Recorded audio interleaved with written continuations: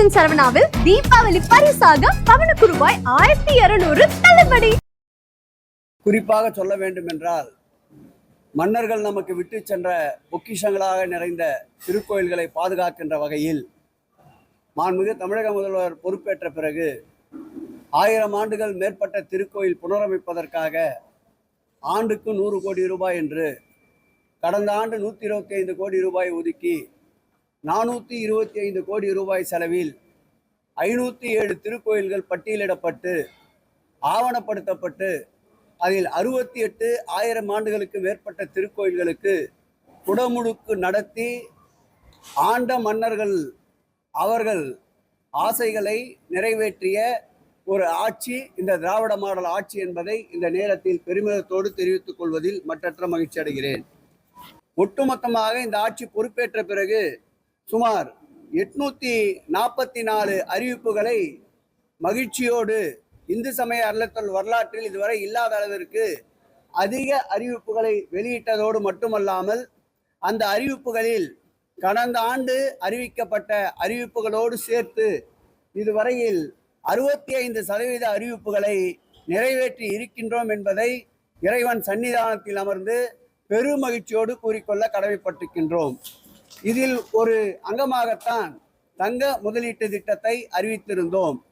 திருக்கோயிலுக்கு வருகின்ற தங்கங்கள் பலமாற்று பொன்னினங்கள் இறைவனுக்கு தேவைப்படாத அந்த பொன்னினங்களை உருக்கி அதற்கு 3 நீதிபதிகள் கொண்ட 3 மண்டலங்களாக தமிழகத்தை பிரித்து ஒரு மண்டலத்திற்கு உச்ச நீதிமன்ற நீதிபதி அன்பிற்கினிய ராஜு அவர்களையும், ஒரு மண்டலத்திற்கு ரவீந்திரன் அவர்களையும், ஒரு மண்டலத்திற்கு மாலா அவர்களையும் நியமித்திருந்தோம். அந்த வகையில் அப்படி பிரிக்கப்பட்ட அந்த பொன்னினங்கள் மத்திய ஒன்றிய அரசிற்கு சொந்தமான மும்பையிலே இருக்கின்ற உருக்காலைக்கு அனுப்பி வைக்கப்பட்டு இதுவரையில் 1074 கிலோ தங்கம் உருக்கப்பட்டு வங்கியிலே வைப்பு நிதியாக வைக்கப்பட்டு ஆண்டிற்கு 17 கோடி ரூபாய் அளவிற்கு அந்த வைப்பு நிதி மூலமாக பெறப்படுகின்ற அந்த நிதியை அந்தந்த திருக்கோயிலுக்கு எந்தெந்த திருக்கோயிலிருந்து தங்கங்களை உருக்கி வைப்பு நிதியாக வைத்தோமோ அந்த திருக்கோயிலுக்கு பயன்படுகின்ற வகையில் அந்த தங்கங்களை அந்த தங்கத்திலிருந்து வருகின்ற வைப்பு நிதியை பயன்படுத்தி கொண்டிருக்கின்றோம்.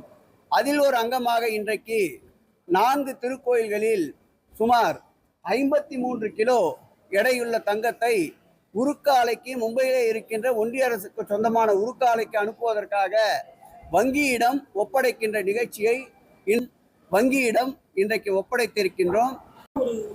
இழுக்கான சூழ்நிலை எங்களுக்கு உருவாகல. அங்க சண்டை போட்டுக்கிற 2 பேருக்கும் தான் இழுக்கான சூழல் உருவாகுது. வடகளையும் தென்களையும் மாறி மாறி சண்டை போடுது. இல்லை நாங்க ஏதாவது பங்குதாரரா சொல்லுங்க.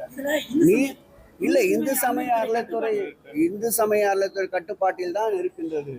நாங்கள் அர்ச்சகர்களை அவர்களை தெய்வத்திற்கு பணி செய்கின்றவர்களை போற்றுகின்றோம், மதிக்கின்றோம், துதிக்கின்றோம். அவர்கள் அதை உணர்ந்து அவர்களுக்குள் ஒரு சுமூகமான சூழலுக்கு செல்ல வேண்டும். சட்டமன்ற நான் தலைமைச் செயலகத்திலேயே 2 தரப்பினரும் அழைத்து 3.5 மணி நேரம் உட்கார்ந்து அவர்களுடன் கலந்து பேசி இருக்கின்றோம். அவர்கள் ஒருவருக்கு இட்டுக் கொள்கின்ற சண்டையை பார்த்தால் அங்கு கூட ஒரு பாதுகாப்பு கோரித்தான் பஞ்சாயத்து செய்ய வேண்டிய சூழ்நிலை இருக்கின்றது. ஆகவே அனைத்தும் உணர்ந்த அவர்கள் வடகளை சார்ந்தவர்களாக இருந்தாலும் சரி, தென்களை சார்ந்தவர்களாலும் சரி, விட்டு கொடுப்பவர்கள் என்றும் கெட்டு போவதில்லை. கெட்டு போனவர்களை பார்த்தால் விட்டு கொடுத்திருக்க மாட்டார்கள். ஆகவே விட்டு கொடுத்து செல்ல வேண்டும் என்று இந்த பத்திரிகையாளர் சந்திப்பின் வாயிலாக வடகலை தென்கலை இருவரையும் கேட்டுக்கொள்கிறேன். நிச்சயமாக அவர் மீது விசாரித்துக் கொண்டிருக்கின்றோம். உறுதி செய்யப்பட்டவுடன் நடவடிக்கை எடுக்கப்படும்.